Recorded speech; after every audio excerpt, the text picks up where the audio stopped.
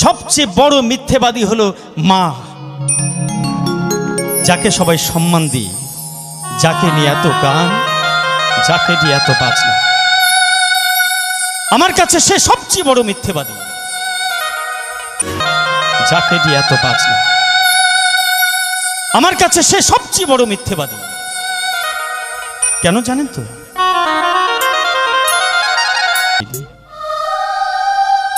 দিন আনে দিন খায়। মা তার ছোট্ট 8 বছরের একটা সন্তান,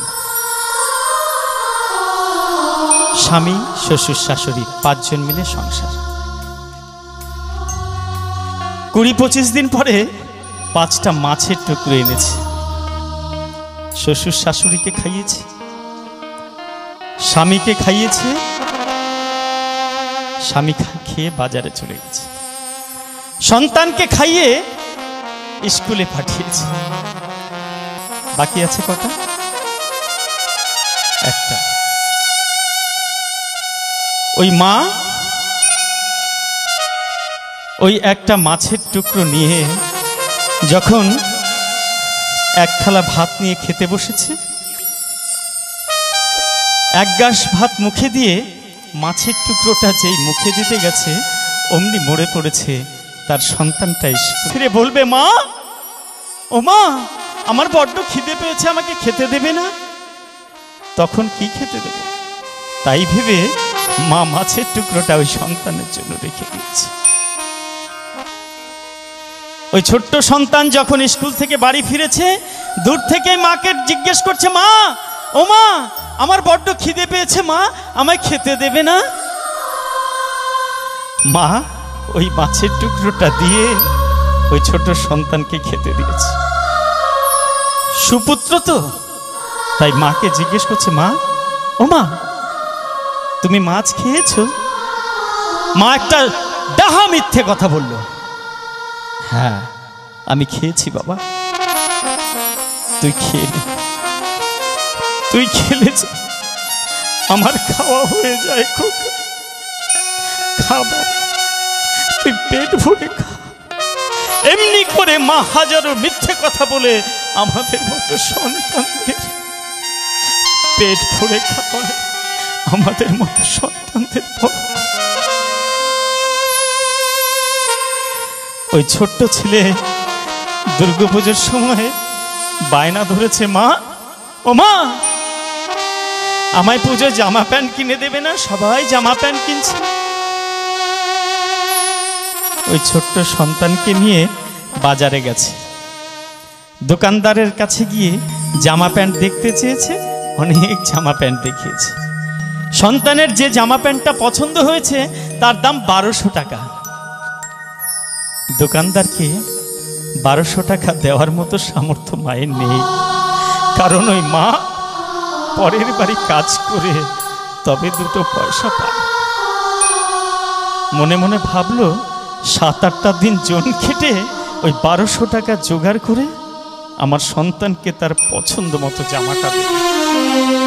তাই দোকানদারকে বলল, বাবু, এই জামা প্যান্টটা প্যাকেট করে দেবেন, রেখে দেবেন, আমি 7 দিন পরে এসে এই জামা প্যান্টটাই নেব। 7-8 দিন পরে ওই মা সন্তানকে নিয়ে আবার সেই দোকানে এসেছে। দোকানদারকে বলছে, বাবু, বাবু, আমার সন্তানের জন্য যে জামা প্যান্টটা পছন্দ করেছিলাম 1200 টাকা দাম, ওইটা দিন, আজকে নিয়ে যাব। দোকানদার বের করে দিয়েছে, ছোট্ট সন্তান জামা প্যান্টগুলো হাতিয়ে দেখছে, কি সুন্দর জামা প্যান্ট। পুজোর সময় তো দোকানে প্রচুর শাড়ি ঝোলানো থাকে। মা একটা শাড়ির দিকে নজর গেছে, ভারী ভালো শাড়িটা।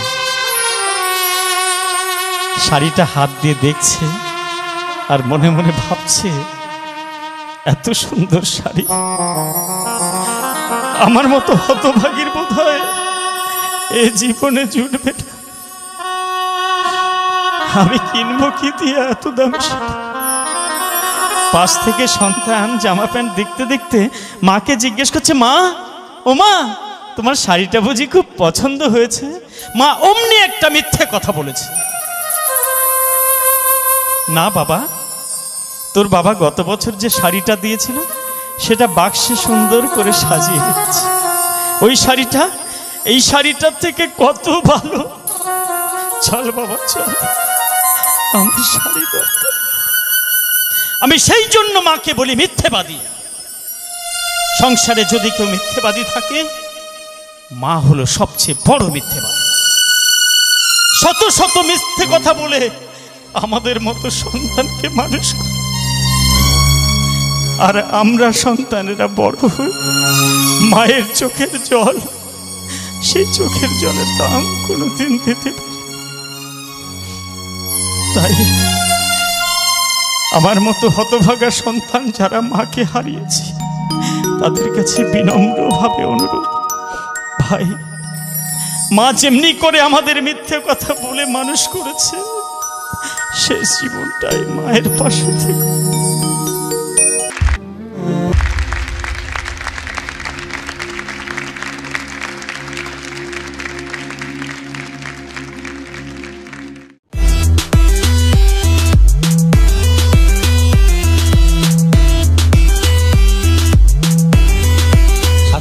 শাস্তি হবে।